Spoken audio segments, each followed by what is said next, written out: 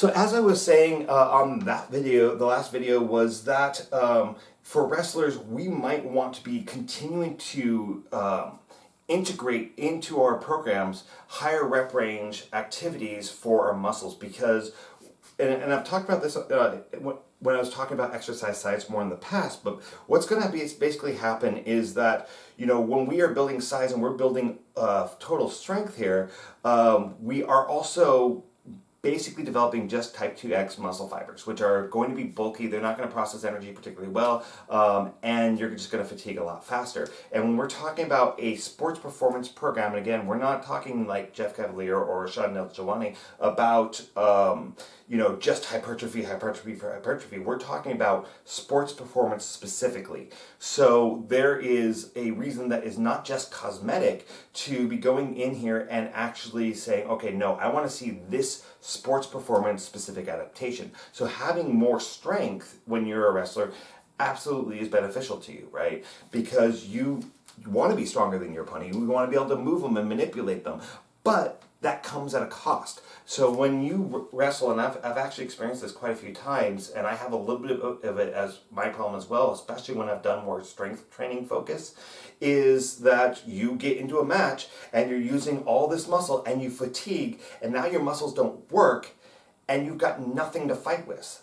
So you really, really need to be thinking about, okay, I've got 5 minutes on a match, sometimes even longer, depending on the type of tournament that you're in. If you're doing some BJJ tournaments, you might actually find that the way that the tournament goes is you might, you know, go till you get a submission. And if you're going against somebody who's really good, they're at the same level as you might be rolling for 20, 30 minutes without a break, you know, trying to get that submission, and you just can't because you guys are just on that same level. But the rules of the tournament are you keep going, especially when you get into those brown black belt levels. So it is very beneficial for you to not just be focusing on trying to gain muscle size and gain ultimate strength, because, you know, if you are going for, you know, this big ass 1 rep max, you know, that's a 1 rep max. You fatigue after 1 rep and you can't do another one, even if you drop weight sometimes. So, I feel like that was not quite what I meant to say, but anyways, so, you know, training for grappling is going to require you also consider that you have a match that you have to be able to get to the end to without fatiguing, so that you don't lose that muscular strength while you're training. So training when you're lifting in higher rep ranges, and again, this is going to go into the justification for doing a high intensity circuit set. Right? And that's something, again, these influencers don't necessarily want you to be doing, because you're not going to be gaining as much size doing that as if you were just doing strength training alone and just doing it in a low, heavy rep range, right? So, I have this book open and it's totally distracting me and it's not helpful at all. I brought it out just to help me, but anyways. So, yes, I would definitely recommend, you know, doing circuit style training, especially when you have that basic stability developed and you've got that neuromuscular endurance developed. And I kind of bring this up at this point in time in this playlist because I want you to see that, you know, it has that particular benefit, and this might be the point where you diverge in your programming. You consider what is strategically more important to you. Right?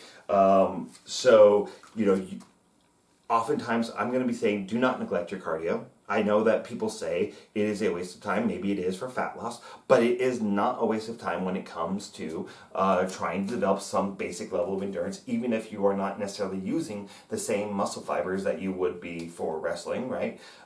You're still going to have that cardiovascular change that's going to be in your heart, in your circulatory system. There's going to be benefits that are going to come along with that. So if you are going to be incorporating cardio into your workouts, what I would recommend is try to avoid traditional treadmills, ones that have motors that you turn on and turn up and the belt just spins really fast, because you're not going to get any back chain engagement from that. And you might find that doing wrestling, you need a lot of that. If you are pushing on somebody, I need this to be strong. So doing things like stairs, doing things on a manual treadmill. This is one that they're usually have a curved bed. They don't have a motor in it, and you are propelling it with your legs. So you're the one moving that belt. You know, I know a lot of people have said that they're a little bit scary. They wear you out a lot faster. Of course, they wear you out a lot faster. You're using a lot more muscle to run on that treadmill. If you can, run out on a track, run up a hill, run upstairs, like actually doing cardio in something that's going to give you some resistance. Stationary bikes are fine. Ellipticals are okay. I know that a lot of people, you say that even NASM and whatnot do suggest like doing ellipticals because it's, you know, no impact. There's some resistance. It's more biomechanical than running on a electric treadmill or something like that. But honestly, I kind of feel like it's a little bit too easy and people get too much into that easiness. I don't necessarily believe that jump rope is the #1 best cardio that you can be doing. It is exhausting. You do get your heart rate up. There are benefits to it. One of the things I don't like about it is calf tightness. You're getting a lot of that hop and jump from your calf muscles, and that's going to lead to flat feet eventually. That's going to lead to plantar fasciitis. It's going to lead to turnout, knee adduction, which would be referred to as a knee valgus, of course, low back issues, things like that. So, you know, there are cons that come along with this. If you're doing your corrective exercise along with doing jump rope, then it's going to be okay, but it's not necessarily my favorite form of cardio. Doing rowing machines, not my favorite form of cardio. There are definite benefits to it, especially if you're doing it properly. You're going to be doing a lot of pulling motions that is going to increase your endurance in your upper back muscles. There's a lot of posture correction that can come from that, but a lot of times people are really compromising their low back to make that happen. So I don't necessarily recommend that, just, you know, unless you're like really, really good at rowing and you actually know the biomechanics of it. But for just like a lay person jumping onto a rowing machine, I don't necessarily think it's the greatest idea. Kettlebell swings, if you've got good form for that, great, do it. Of course, that's going to be a lot of back chain engagement. That's going to be really applicable to us. Battle ropes, that's going to be a lot of arm-based endurance, right? We're going to be building up those biceps and whatnot from being able to lifting those heavy ropes, and especially for long periods of time. It is exhausting. I do see people a lot of times using too much trapezius in there, but it is going to be, if you can, you know, keep good biomechanics throughout your shoulders, you're going to be developing your deltoids in that. So there's a lot of benefits that are going to come from using battle ropes as well. So diversifying the ways that you're trying to build up a little bit of base endurance.